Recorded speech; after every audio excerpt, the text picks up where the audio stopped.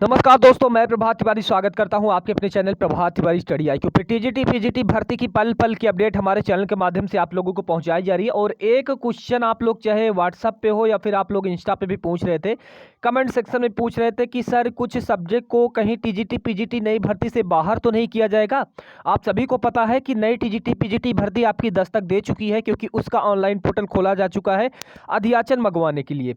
तो जाहिर सी बात है कि जब अध्याचन मंगाया जा रहा है तो टीजीटी पीजीटी की भर्ती की भी आपको जल्द ही देखने को मिलेगी। और इतिहास में पहली बार हो रहा है चुनावी कारणों के कारण कि इतनी जल्दी टीजीटी पीजीटी भर्ती आपको देखने को मिल रही है, वो भी तदर्थ शिक्षकों की सीटें जो खाली हैं उसके कारण।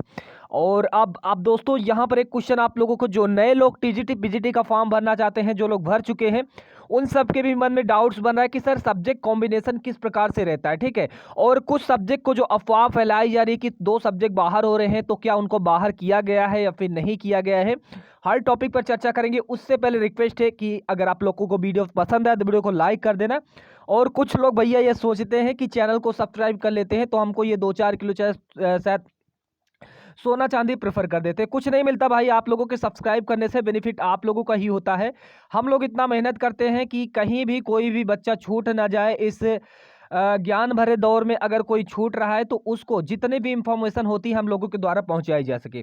तो इच्छा करे तो चैनल को सब्सक्राइब कर लेना, क्योंकि जानकारी आप लोगों को ही मिलेगी और मेहनत आप लोगों के लिए ही करता हूं। चलिए हम पहले कुछ बातों को डिस्कस करते हैं। सबसे पहले आप लोगों का सब्जेक्ट कॉम्बिनेशन को देखते हैं, उसके बाद आपको बताएंगे कि कौन कौन से सब्जेक्ट दोस्तों यहाँ पर इस बार टीजीटी पीजीटी में रहने वाले हैं।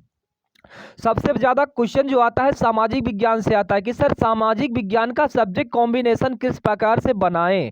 तो मैं आपको बताना चाहता हूं, सब्जेक्ट कॉम्बिनेशन के लिए अगर आप सामाजिक विज्ञान से करना चाहते हैं तो देखिए 4 सब्जेक्ट आपका ग्रेजुएशन यानी बीए में होना अनिवार्य है।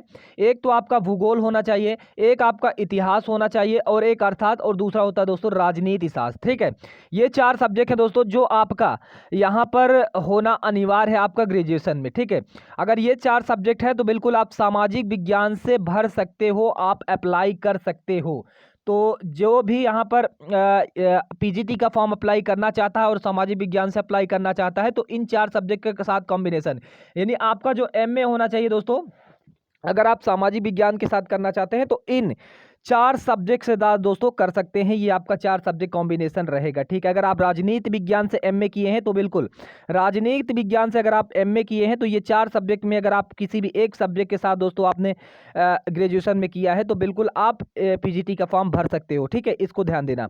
अगला दोस्तों यहाँ पर आ जाता है हिंदी के लिए।